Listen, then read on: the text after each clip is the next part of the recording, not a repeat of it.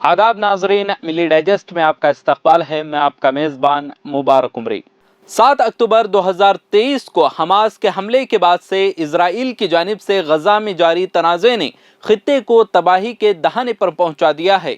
Israeli फ़ज़ाइया और ज़मीनी हमलों के नतीजे में 60% इमारतें या तो मुकम्मल तबाह हो चुकी हैं या उन्हें काफ़ी हद तक नुकसान पहुंचा है, जबकि 90% रिहायशी यूनिट नाकारा हो चुके हैं। यूनाइटेड नेशंस के अंदाज़ों के मुताबिक 51,065 फ़लस्तीनी हलाक और 1.2 मिलियन से ज़ायद बेघर हो चुके हैं, जिनमें से कई ख़ानदानों ने 10 बार से ज़्यादा एक जगह से दूसरी जगह नकल मकानी की है। तिब्बी निज़ाम तबाह हो चुका है, जहां 12,000 से ज़ायद मरीज़ बैरून मुल्क इलाज के मुंतज़िर हैं। खुराक और पानी की किल्लत का आलम यह है कि इजरायली नाकाबंदी की वजह से 80,000 टन खुराक खाने पीने की अशिया गजा की सरहद पर फंस चुकी है।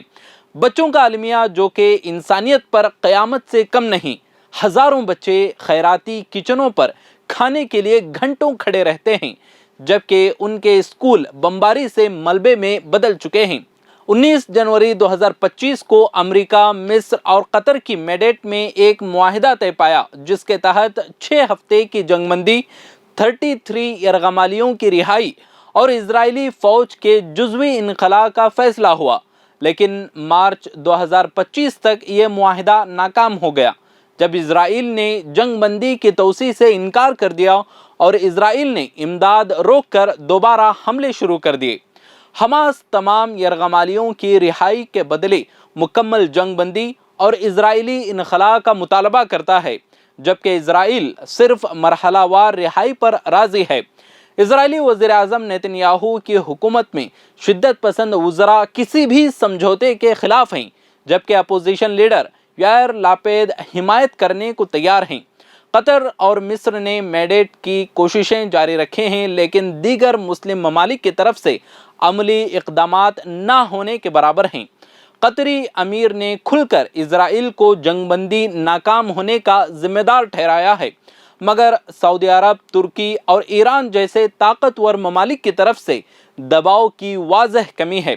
फ़लस्तीनी अवाम का कहना है कि मुस्लिम लीडरान उनकी आहों पर सिर्फ सियासी बयानबाजी तक महदूद हैं और OIC और अरब लीग की जानिब से कोई ठोस हिकमत अमली सामने नहीं आई। इस जंग और गजा के बहरान को रोकने के लिए गिन कर 4 काम करने होंगे, जिनमें अमेरिका और यूरोप को इजराइल पर इक़्तिसादी पाबंदियां आयद करनी चाहिए। दूसरा, नाकाबंदी फौरी तौर पर हटाई जाए ताकि खुराक और अद्वियात पहुंच सकें।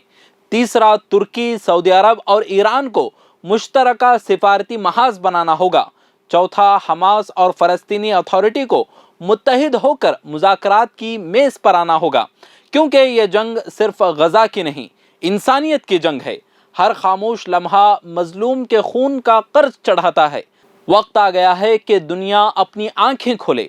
हर लफ्ज़, हर इक़दाम, हर एहतिजाज अहम है। फ़लस्तीन जिंदा है और उसकी आवाज़ को दबाने वालों को तारीख़ कभी माफ़ नहीं करेगी।